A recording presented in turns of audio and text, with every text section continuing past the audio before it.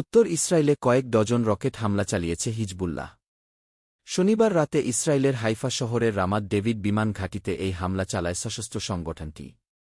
এদিকে রোববার Israeli Iron Dome তৈরির প্রতিষ্ঠান রাফায়েল কোম্পানির কার্যালয়ে ক্ষেপণাস্ত্র হামলা চালিয়েছে হিজবুল্লাহ। আন্তর্জাতিক গণমাধ্যম আল জাজিরার এক প্রতিবেদনে এই হামলার কথা বলা হয়। হিজবুল্লাহর দাবি, গত সপ্তাহে লেবাননের পেজার এবং ওয়াকিটকিতে বিস্ফোরণ ঘটিয়ে হামলা চালানোর জবাবে পাল্টা হামলা চালিয়েছে তারা। সংগঠনটি আরও জানিয়েছে কয়েক ডজন ফাদি-1 ও ফাদি-2 ক্ষেপণাস্ত্র এবং কাতিউশা রকেট হামলা চালিয়েছে। ইসরায়েলের হাইফা এলাকার উত্তরে অবস্থিত রাফায়েলের কার্যালয়ে এই হামলা চালানো হয়। রোববার মধ্যরাতে উত্তর ইসরায়েলের সতর্ক সাইরেন বাজানোর শব্দ শোনা যায়।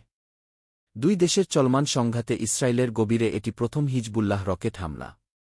ইসরায়েলের সামরিক বাহিনী জানিয়েছে লেবানন থেকে 10টি রকেট ছোড়া হয়েছে, তবে রকেটগুলো অধিকাংশ লক্ষ্যবস্তুতে আঘাত করার আগেই প্রতিহত করা হয়েছে বলে দাবি করেছে ইসরায়েল।